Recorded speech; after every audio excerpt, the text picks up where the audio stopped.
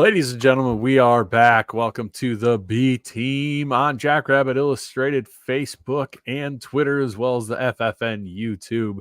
Thanks for hanging in there for us again. We are brought to you, of course, by Jackrabbit Illustrated's title sponsor, Kubota Dealers of South Dakota.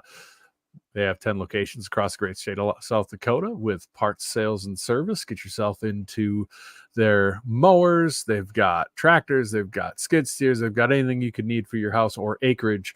Get into a Kubota and get some orange on your property to take care of anything you might need to take care of. And of course, we have to thank our show sponsor, Culver's of Brookings and Watertown. Get into Culver's, where bread and branded beef makes a butter burger better. I know that's not their slogan anymore, but I don't care. It's their best one they've ever had. It's something about delicious. Welcome to delicious. Guess what? Welcome to delicious. Speaking of welcome to delicious, you know what starts today? The Curter Burger's back. Oh, that's right. That is the Curter Burger is back only for 2 weeks. So get yourself a delicious Curter Burger. That is my personal mission now. I have to get Ariel a Curter Burger. I did not get her one last time when they're out, when I tried one myself, and I have been in hot water ever since. So I am going to be getting Ariel a Curter Burger from Brookings and bringing it home for her to have for lunch one of these days. So that will be my job in the near future here. Naturally, we were late again. Were we? Yes. Yes, we were definitely late. We started the podcast at 8:30.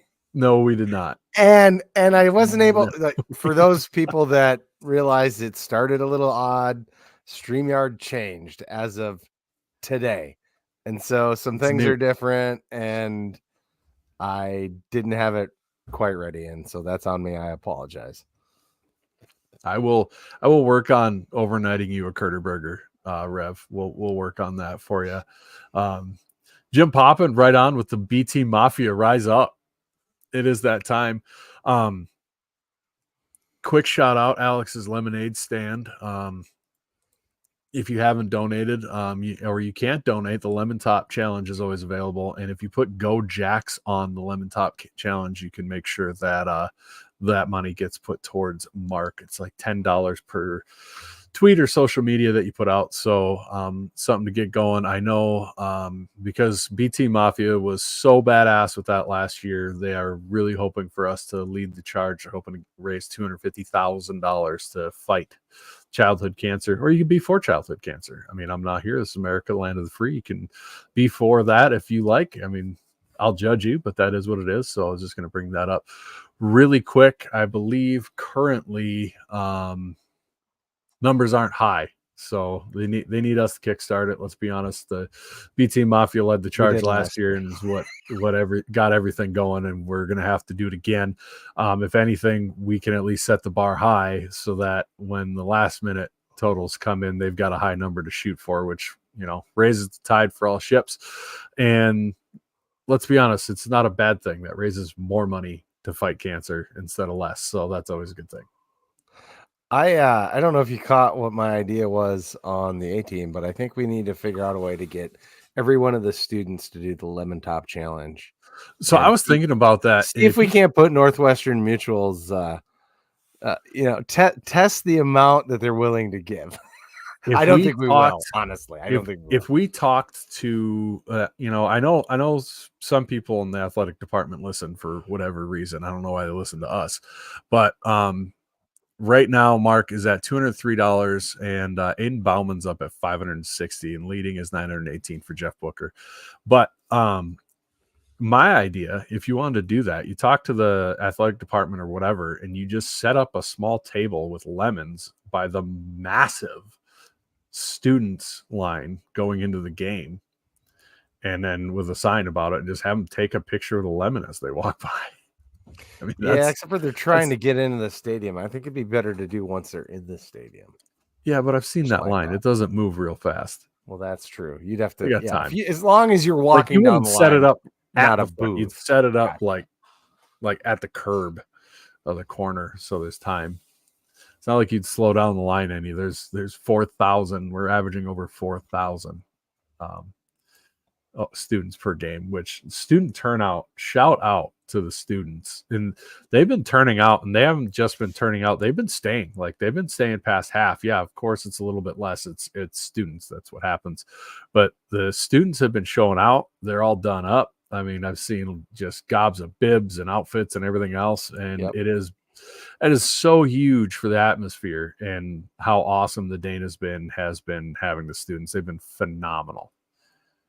Yeah, and I think it's so cool how they built the Dana with the pride in the middle and the students around them. Yes. And it creates such a cool atmosphere in that end zone.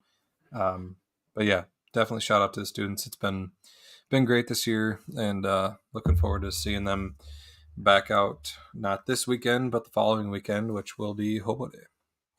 I already do lemon pudding shots, Rev. He does. I do lemon drop pudding shots. And I could call them that. It's a good call. I call them lemon drop pudding shots. They're pretty fantastic because I make them with lemon liqueur instead of rum chata. Yeah. Well, you've been doing that with the pudding shots all year, and they are still fantastic. They're still phenomenal. I know you put a ton of work into that, so shout out to you for putting the work in. That is not a easy thing. You haven't seen me in 10 months. And yes, I started doing lemon at the end of last year, probably after you were here, probably precisely the game after, so that it would coincide with the Alex's Lemonade stand. So you and I this week, huh? Yeah. Before we get to you and I, we should probably at least recap what's going on in the Valley, where we're at with Valley standings. Since we had some Valley games, we technically have Valley leaders. I don't know if Chad has. I am working on it. He's working on it. So while he's working on it, Ron, I am exhausted by that topic, so I'm not going to talk about it right now. Yeah, it's exhausting for sure, the FBS talk, but we have UND sitting at the top. They won against Murray State, and they scored a ton of points. They scored 72 points 72 against Murray State. They also allowed 35 points. Yeah, they also allowed 35. Which makes one scratch his head. Yeah, and it wasn't like they were all in garage time either. I mean, it was, which people that don't know what garage means are probably like, did he mean garbage time? But anyway. Yes, that is what we meant. Yes. It definitely is what I meant. But we're saying garage on purpose. But no, Murray, it wasn't all in the late game. They had 14 in the first quarter. And so UND's offense is humming, but their defense is a little suspect, I think. Murray State's defense is very suspect.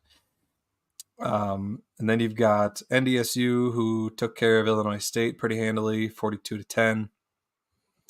You've got USD, also took care of Southern Illinois very handily, 42-13.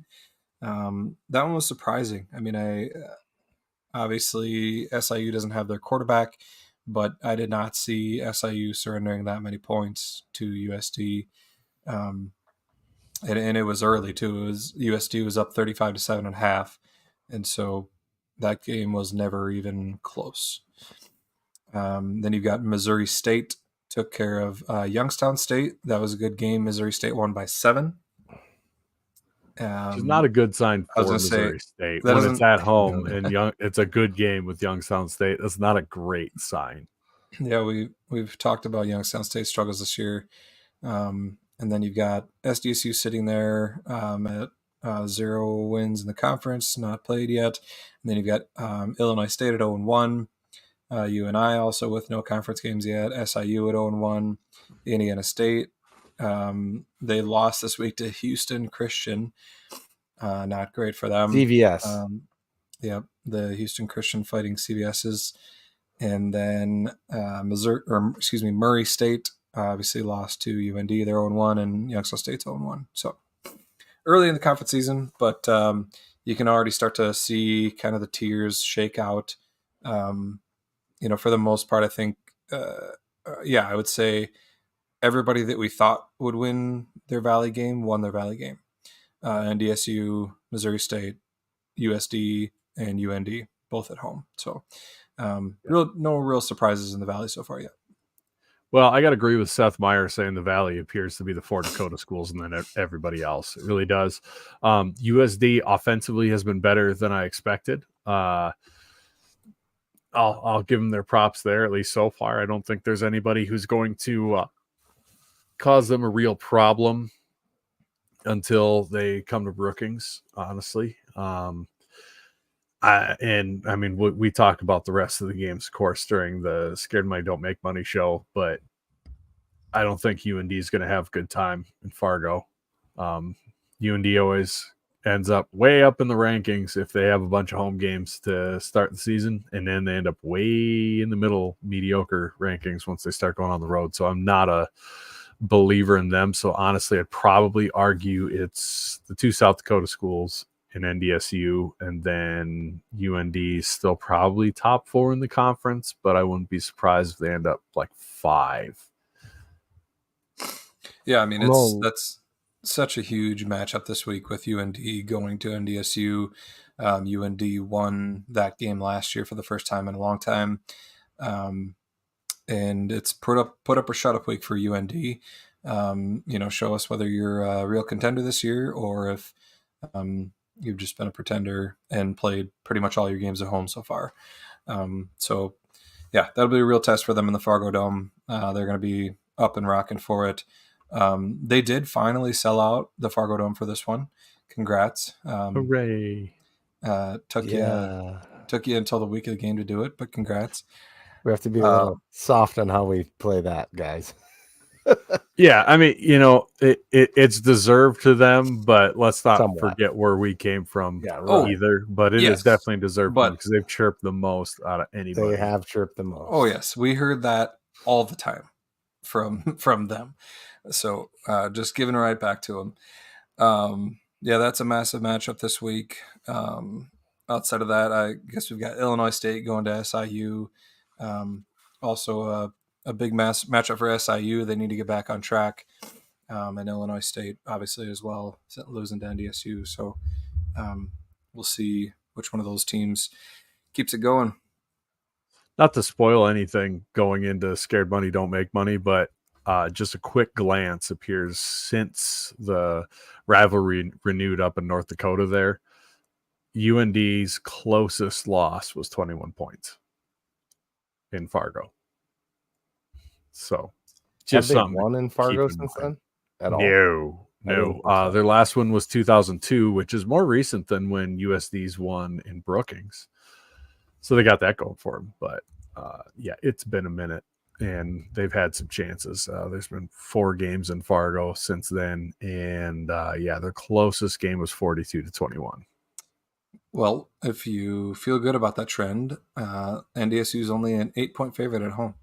Especially when they've got an axe to grind. That's a spicy meatball. Spoiler. Spicy meatball. That thing is ripping hot. If you can find that line, hammer it. Holy.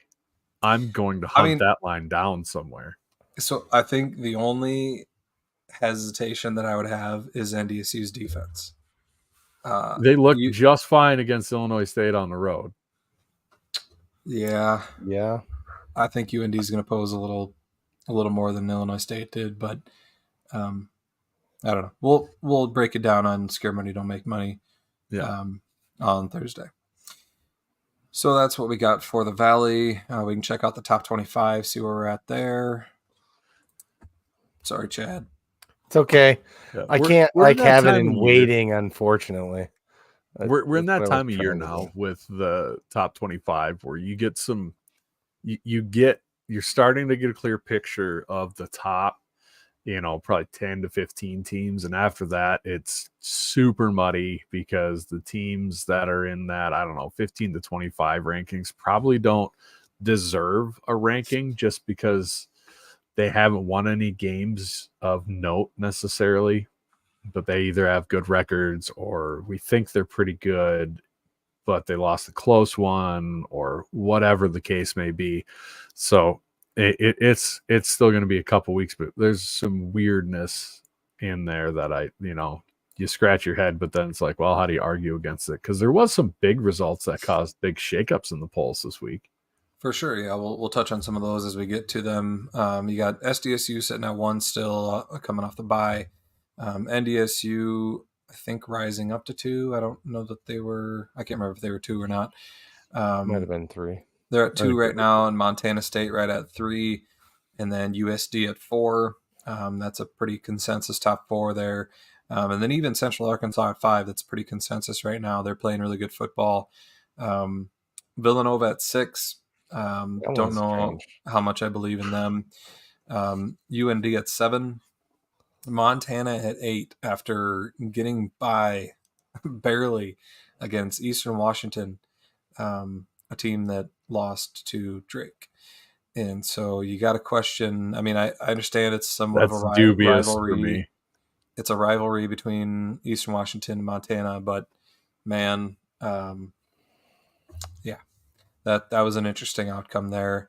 And then you've got UC Davis rising up to 9 and Idaho right below them because UC Davis beat Idaho, which was a very interesting result.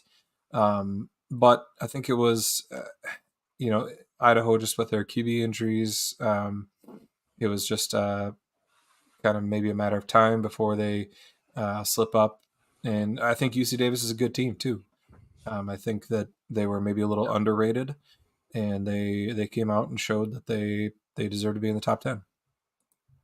Yeah, if I was, forced to pick against a healthy Idaho and a healthy UC Davis, I'd pick the healthy Idaho. But, they're on their third quarterback now, and they've played all 5 of their games have been against a ranked team or on the road at an FBS opponent. I mean, it's just brutal. I don't understand it. Or I don't, what do you mean? I don't know. I read a comment and then it was Tanner's comment here. Can anyone explain to me why Northern Iowa is ranked? I mean, there's a bunch like that. Everybody likes to pick on Northern Iowa and they're not wrong. But there's a bunch like that it's like, man, I don't know, but that's what I'm talking about, where you get into that mushy area. And let's be honest, there's a lot of these voters in the stats poll, not Jamie Williams, not Blue Bloods, not those guys, but there's a lot of these beat writers and whatnot that are. I would have loved it if you would have basically named everybody but the person you were calling out. Not Sam Herder. No, because there's a lot of people in that poll, so I don't know all of them, and they just don't. They don't have a good national understanding of what's going on. Yeah. So, that's how that stuff happens. And they go off a name and then eventually it works itself out. The problem is now we're doing 16 seeds in the playoffs and there's going to be teams getting cheap ranked wins out of this. I mean, we're going to be one of them.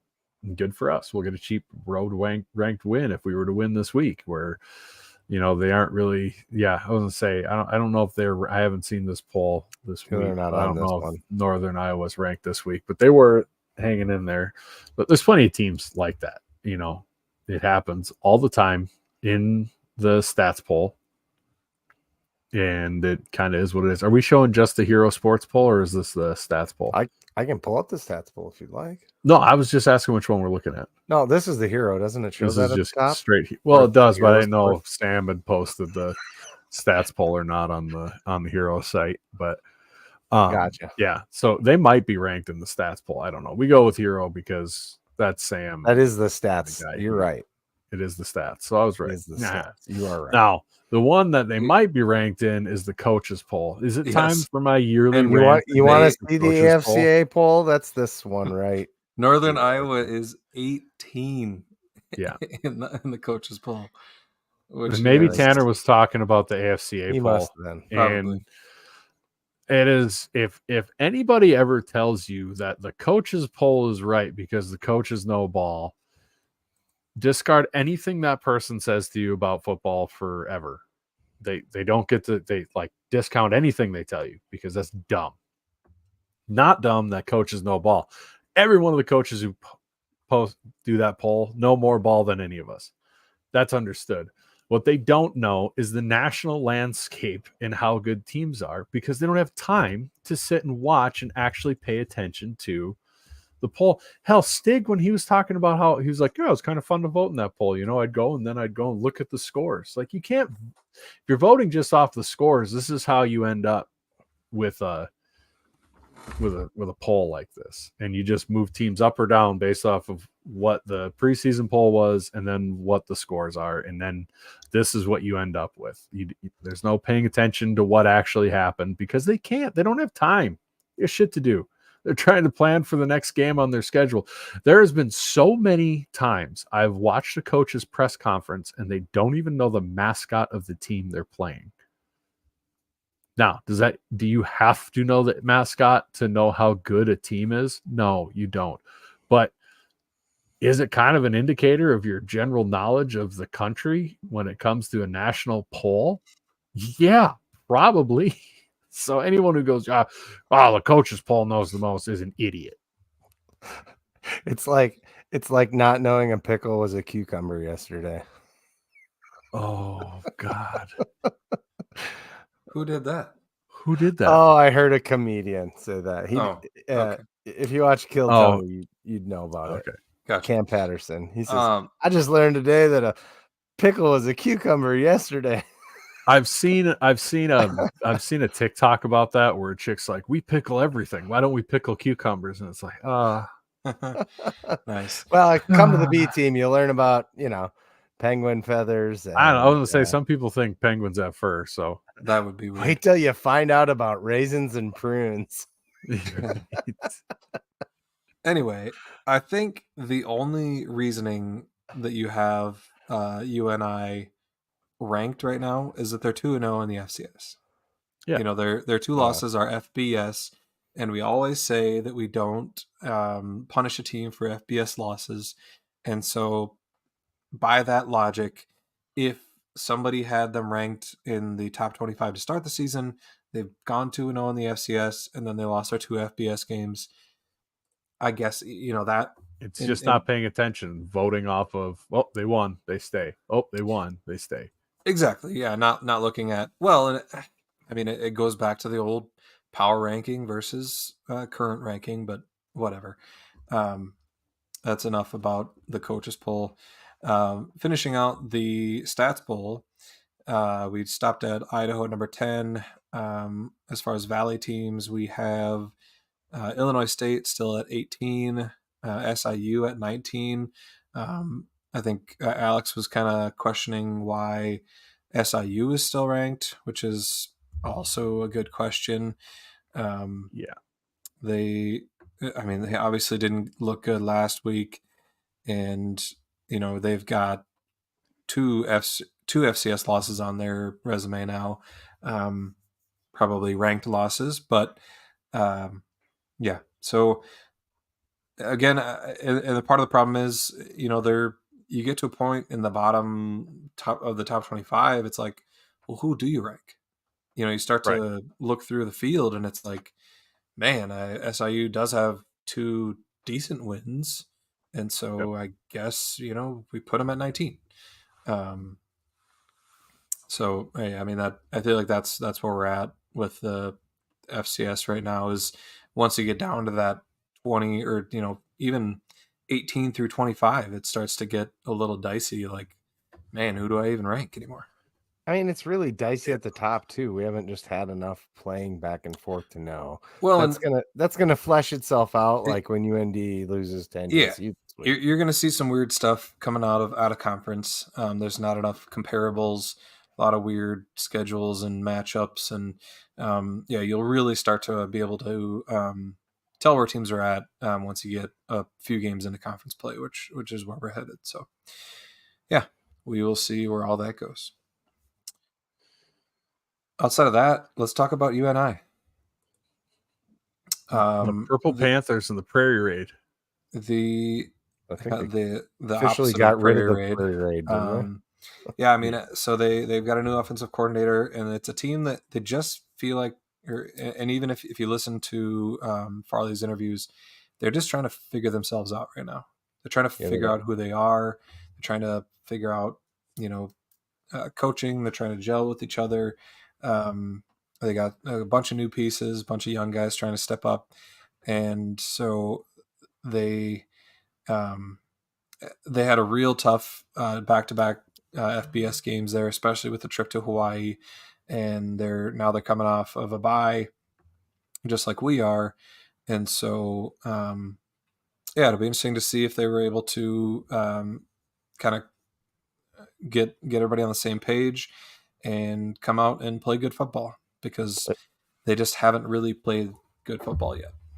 Yeah, and to your point, it sounds like they're going to maybe even have a different quarterback this week. It's possible. I mean, they were playing around with the second string guy in the Hawaii game. So I mean, yeah, it'll be interesting to see who they tried out there. Yep, and Farley was talking about, it's not necessarily the fault of our starter, even though their starter hasn't put up big numbers exactly. They're in a tough spot. I mean, if I can't think of a worse time to lose an OC than when you hire him and then you're going to go and switch offenses because of this OC and how, he's been around it and all this stuff. And you're going to completely redo everything you do offensively. You lose a bunch of transfers, you bring in a bunch of transfers and all this stuff. And then he has a family emergency that he has to leave for a family situation. And now you're kind of stuck in this no man's land. And honestly, when schools make that big of a drastic change between offensive styles anyways, it's usually a rough transition for a year at least. I mean, look at what's happening to the Citadel and Wofford and how long that took for them. I mean, they were never great. Well, Wofford had years of success, but switching from the triple to other offenses and how rough that's been. But then you lose your coach in the middle of it. And let's be honest, Farley is a little bit Ferentz-like in you can't imagine him giving full control of the offense like that to do that sort of thing unless he has supreme trust in that coach. And what are the odds that the next OC he brought in has that same level of trust from him? So you end up in kind of a mess. And that's kind of what they've been offensively. I mean, they've been a mess, and they don't feel like they've got that normal UNI defense where they always had nasty D tackles and nasty linebackers. They're not terrible by any stretch. They're not bad, and they're fully capable of winning a game for sure, but they don't have that same panache that they used to have. Definitely. And, you could even, they were interviewing one of their wide receivers, and he was talking about learning how to rerun routes, because this guy, the new offensive coordinator just does things differently, and it's different than what they're used to. And so it's going to take a while to get used to that. And I think, if they had a preference on when they played us, it would not be their first Valley game on the schedule. With them trying to put some pieces together, I'm sure they would have liked to play us a little later in the season when they got things a little more figured out. But they're going to be excited. I mean, they're back at home after a long road trip. They've had a week off to rest and get things together. And so I think they're going to come up firing. I mean, like we've talked about, with SDSU being where they are right now, we're every team's biggest game on their schedule, and they get up for it.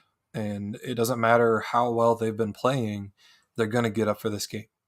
And it's going to be different than how they've been playing previously. And so I have confidence going into this game, just because of how UNI has looked and how we looked against Southeast Louisiana.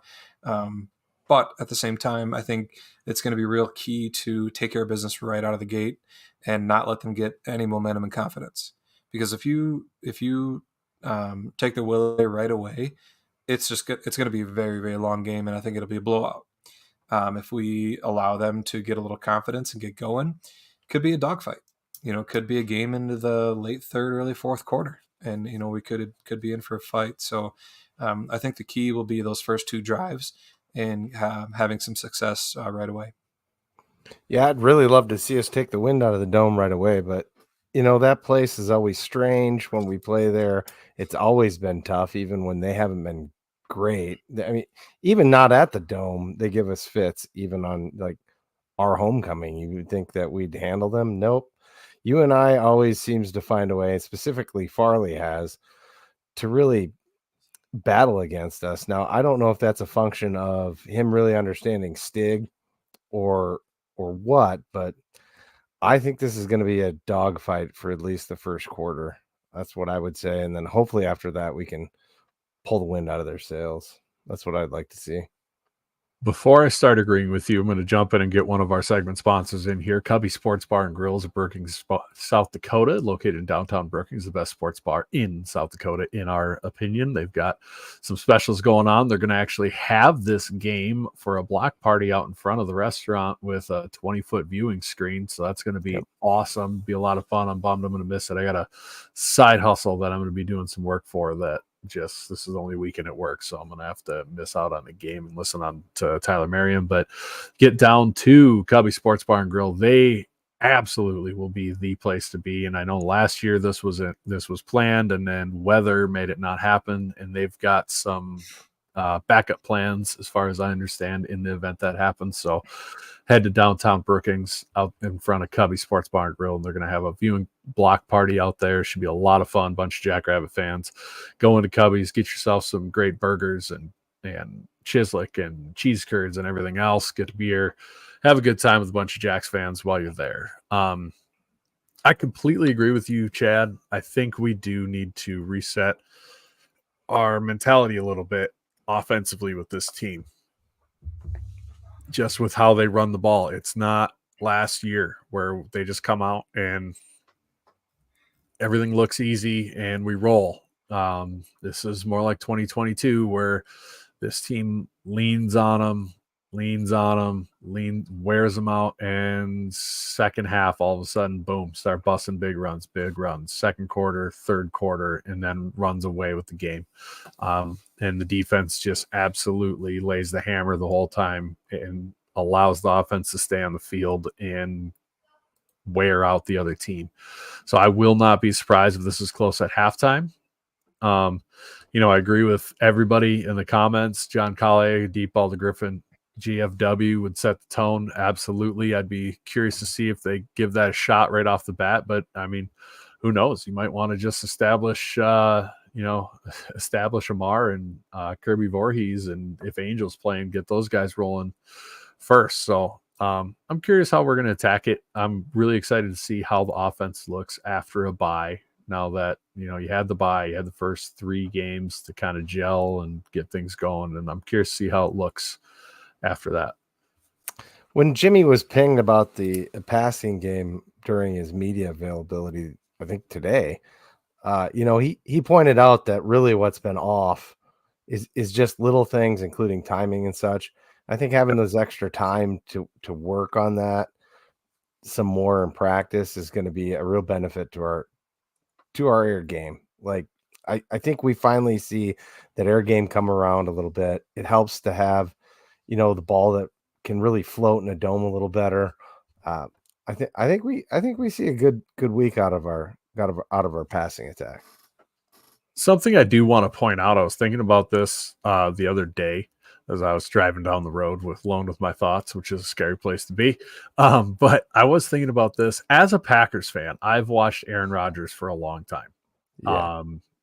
Right. And I'm not saying Mark Gronowski's Aaron Rodgers, but what I am saying is there were many times where Aaron Rodgers ended up with a new batch of receivers and the offense looked awful for Green Bay for the first 4 or 5 games of the season. And then everybody got these young receivers started getting the hang of things, and all of a sudden they took off. And if Aaron Rodgers, I don't care what you think about him personally, the dude's a freaky quarterback. If Aaron Rodgers takes some time to gel with his receivers, then we should probably have a little bit different set of expectations when we got a whole slew of new receivers in there and tight ends and everybody else. Because it's not like it's 2 new receivers. It's all new tight ends. It's all new wideouts except for one. I mean, it's the whole Yeah, kit like that and year caboodle. where And Lazard was the only option that came back. right. But Yeah, even Lazard came back, and then it was going to LaFleur's offense, and I mean, like, that's a lot of changes. You change your offensive passing scheme with a new quarterbacks coach, new OC, new wide receivers. It takes time to click. yeah, and I mean, even the one coming back, he was the third option. Right. Like, it's not like Yeah. we had a one of the top two receivers coming back. Now, Griffin Woolley's really good, but Right. it's just that familiarity, and just all the balls went to the Yankees, and so it's real tough to come back from that. Speaking of Packers, did you catch the Packers game over the weekend? How did that go? I did. Did I you? did. Yeah. It took 2 missed field goals, a fumble, an interception with 4 minutes left, and you still won by 2 points. Yeah, yeah. Well, you know what they say. They say that Whether it's an inch or They a mile, say, wins the hang win. that banner, we beat the Packers finally. But hey, this happened last year too. just let I'm me not enjoy it. freaked out about. Okay, I am letting you enjoy. the I hope Vikings, you. they're sitting at I enjoy nothing. I don't think you understand. This is the season coming full circle. Okay, so since we've started this down this road, so we're gonna ride this train, right? So the off season, what did we get to hear? We got to hear about the Bears were going to win the Super Bowl. They've got the greatest quarterback in the league. There was people out there legitimately calling Caleb Williams the third best quarterback in the NFL before he took a snap, like actual NFL people. And he's proving to be Justin Fields again. And so now Yay. that's what happens every Sorry, year Ray. is the Bears have Super Bowl hopes, and all you hear from them. The second part as the season starts, the Vikings start well. Their fans start talking Okay, a lot of shit. They that beat Green doesn't Bay in the always beginning of the happen, by year. the way. It's This is pretty regular. no, It's the it's Vikings. not uncommon. So we have reached the appropriate beginning of the season. I genuinely thought the Vikings were going to win that game anyways. Ahead of time, I didn't think Love was going to be the court. I didn't think he was going to play. And after the first Did half, I not was like, look 100%. "Oh, this is gonna be tough. This is gonna be a tough day with Ben." But then they brought it back, which surprised me. I do think the Vikings are a very good team. Yeah, I do think they're very good. It's the first time since 1998 that they've been 4-0 to start the season, Mhm. and that season was a lot of fun. So I'm just going to enjoy it. wide while left. Yep. Thanks for that. Moving Good on. help. We lost because the we missed highlight- field goals. We got to bring it up. The highlight of the game, though, was Tucker Kraft. He Dude. was fun to watch, and he's That going to tutty be was sick. he's That going to was be an sick. absolute beast for a while in the NFL. Yeah, and I think he's really just coming out into his own. I truly, truly believe that between him and Dallas Goedert, they will both be considered top 10 tight ends in the NFL, if not top 5 between the two of them. And I mean, Goddard's already top 5. you're right. So, and I think Tucker will get there. He's beginning to get a lot of not Kelsey, Kittle. He's getting a lot of Kittle comps over in San Fran. And I mean, that would be unhinged for an FCS school to have produced 2 of the top 5 players at any position in the NFL is nutty. But then on top of that good news, Garrett Greenfield got worked out by the Pittsburgh Steelers, who How you've cool is got to that? imagine that Mason was in their ear. But that opens a whole, I mean, that's a really fun dream if that works out and they pick him up. I mean, have that combo back together in the NFL would be wild. For sure. Yeah, no, it's been awesome seeing Mason take advantage of some injuries on that offensive line, and I think it's going to be hard to take him out the field. I think they really like him. They really like what he's doing, and yeah, he's playing really well. He's proven he belongs in the NFL. That's for sure. Yeah, but we already knew. Back to the UNI game. Surprise. back to the UNI game. I'm interested to see. Jimmy mentioned in his coach's show that we may have some players coming back from injury. So I'm interested to see, is Angel Johnson back? Is Tucker Large back? Is Kale Reeder back? So we've had some injuries, and it'd be nice to get some of these guys back. We know that Zach Wilson's still out for a bit, but yeah, it'd be good to get healthy. It was a good time for the bye week. I think we had a bunch of guys dinged up to get geared up and ready for Valley play. But yeah, like you guys said, I'd like to see the passing game really take off here. At least be efficient. I think what I want to see is some one of the hallmarks of the team last year was that it did not matter when we got to third down. It was like we knew they were going to convert it, and it was a pass to the Yankees, one of the Yankees every time, and it was or Hines, and it was automatic. And I'd really like to see some third down conversions with throws and get back into that mode where we can really rely on that. And along with that, keep the run game going and come out of there with no injuries.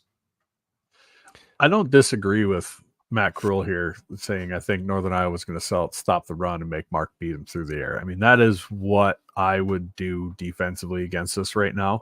Oh, yeah. If you look at the film, yeah. I do think that opens opportunities for a guy like Kirby Voorhees, who's proven he can break those first level tackles. That does open up the potential to gash them on some run plays. Honestly, in the end, it's just win, baby. We're in the conference play now. It's UNI. Weird stuff happens down there. We just, it's the grown up version of the Dakota Dump. So it's what the Dakota Dump modeled itself after. So just win, but let's not have a repeat of 2 years ago where we had to make a field goal at the end. Oh yeah. That's the kick that's in the background in case you couldn't. Right. Yeah, I'd prefer not to, but a W is a W, and I just don't care, honestly, if we win, as long as we win. But ideally, we go off. But for sure, another thing I'd like to see, and I'm going to call in this game, is Amar Johnson breaking off a long touchdown run. He's been close on a bunch of them, and I'd like to see him break off a 70, 80 yarder or something like that. Seems like just a matter of time for him. So that's what I'll be looking for. Oh, go ahead, Brennan. Nope, you start. I was going to say it did sound like Coach was alluding to a bit that we're going to get Dallas Beanham probably back for punts again, and I know Tucker Large does an amazing job, but I did like the energy that Dallas brought in relief of him, and I'd like to see him. I think he's going to bust off some big runs again on that. And I think we're going to make him punt, right? I mean, our defense has been the star of the show, so to speak. I guess so as special teams, we can really talk about how great they've been, but we're going to get some punts, and I think he's going to get us some extra yardages and some great field position, put us right into scoring position out of a punt probably. Yeah, and I think we'll see that, just especially if Tucker Large is back and he's still dealing with like a lingering injury. You don't want him to aggravate something on a special teams play, especially when you've got somebody dangerous like Dallas Beanham there that you can have him return punts instead. Because Beanham looked real dangerous. So, yeah, excited to see more of that for sure. Yeah, I mean, at this point, it's not a step down. No, have Dallas in there, so why have the guy coming back from injury return punts at all? So yeah, I'm with you on that. Special teams has been phenomenal. They've been really good on coverage. They've been really good on all of it. They've been fantastic. So yeah, and I think you really see our depth shine on special teams because that's you've got your second string linebackers and safeties and some other position players that don't see the field all the time. but they get their chance to shine on special teams, and the coverage has been so fun to watch. Especially, I mean, you guys kind of sit straight across from me, and it's so much fun when we kick that way. And you see a team, like every time a team tries to return it, I'm like, that was a bad idea. And they've rarely got to the 25. I don't know why anybody returns it against us, Because we because tell them they're cowards if they don't. We do. Well, keep that up, because I mean, the amount of times I've seen, us get tackles between the 10 to the 15 yard line area and start a team, 10 to 15 yards behind where they would have been if they would have just let it go. It's just really fun to watch, and it's an energy play. You can tell the guys love getting those tackles, and they've just been really, really fun to watch. And I think an underrated part of this is that probably is underappreciated is Hunter Dustman and the way he kicks balls. So good. I think he gets more hang time than most kickers do on his kickoffs, and he's very good at placement. And so, you'll get guys thinking, oh man, this is kind of a short kick, but then it kind of hangs in there a little longer than they thought it was. And before you know it, our guys are already down there on him. And so Hunter Dustman gets a lot of credit there too, even though he's not the one making the tackle. He is such a weapon with the different ways he can punt or kick a football. I think he goes so underrated. The ability to do all these different types and styles of kicks that a team has to try and prepare for and guess how he's going to attack him with it. I think that causes real problems for the return guys for opposing teams and severely limits their return game. 100%. Couldn't agree more. Matthew mentioned, don't want this to be a trap game. I don't see that happening. The trap game that I would be worried about would be Hobo Day against Youngstown, the game before NDSU.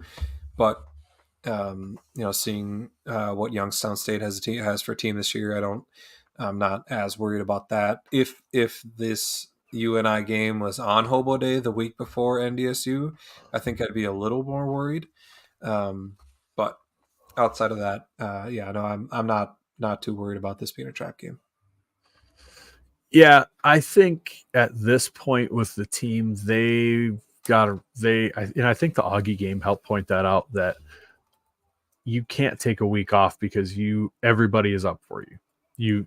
You've won this many games in a row. You've won back-to-back national titles. You are getting every team's best shot. They are getting up for you, so you cannot overlook any game because you make their season, especially a team like a UNI right now. That's extremely dangerous. If they beat SDSU this week, their whole season is different trajectory right now. All of a sudden, they go from what a disappointment UNI is this year. What happened to UNI to is UNI a seed? I mean, they're going to shoot up into the top 10 rankings. I mean, it turns everything. And Ben, you are muted as hell. He's shaking his head. We can hear that. There'll be marbles rattle there. Is what I said. Sorry about that. What'd you say? They'll be 3-0 in the FCS, or they would be 3-0 Right. in the FCS if they win. So, yeah, definitely got to take them seriously. But yeah. Beyond that, do we have anything else on this game? If you're going, get there and be loud. I mean, yeah, our fans can make noise in a stadium like this because that makes a difference, is what I mean by that, because it really echoes in there, much like the Dakota Dump, but it seems to be, I don't know, a little more so because it's larger and typically about similarly full, although percentage-wise it's, a smaller percent. Yeah, I mean, I always encourage our fans to go to away games and, explore the rest of the conference. I think what is part of what makes FCS unique and the Valley unique is all the differences and how widely unique it is from stadium to stadium, environment, town to town. So I always encourage everybody to, experience that. If it wasn't worth seeing, college football campus tour wouldn't be trying to see every FCS stadium. And I can tell you from experience, I mean, a man who's going to 100 games this year has been to every FBS school. When he stayed at our house for a night, his favorite thing to talk about was FCS stadiums. There were some of his favorite stadiums around. Yeah, one of his favorite is the Kibbe Dome. I don't know if you caught it, but that's what his family made him a cake for his birthday was the Kibbe Dome cake. So if you can love that wonderful Quonset, I think you're officially in the FCS fan of stadiums. Yeah, I am curious to see how UNI fans show up for this game if they do, because it's because we're coming to town, if they show up a little bigger than Family normal, day. or if they kind of don't because they're discouraged. I'm very curious to see how they turn out for that. Yeah, I don't know. I mean, they said that there are more tickets sold. There more tickets sold than their home opener, but I don't know how full their home opener was. I don't know that means much. So start. Yeah. Outside of this game, I would say I do want to give a shout out to the SDSU volleyball team. They have had an amazing start to the season, and their first home game is on Thursday at opening clock, and it's the opening of the First Bank and Trust Arena. And I just looked, and you can get tickets for as low as $8, $7 actually. And so, if you're around Brookings, I would highly recommend going. I mean, it would just be so cool to see that place nearly full to, number one, open up the First Bank and Trust Arena the right way. And number two, kind of show support for the volleyball program for having such an awesome start to the year. They're one of 4 programs that are still undefeated in the country. I don't care what your schedule is.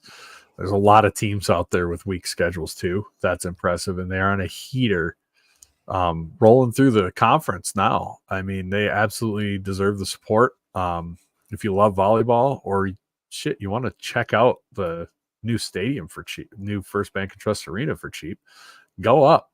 That's on Thursday, 7:00. They're a great time. I've been to volleyball games up there. They're a lot of fun. Usually there's still a student section there, so it's fun. Get loud, cheer the girls on. Volleyball's a fun sport. Soccer's also having a great year. But I've been toying with having on, maybe the coaches for that or something, and interviewing them on the pod, because I think they deserve a little shine and everybody should know what they're doing, because what a turnaround for that program. Yeah.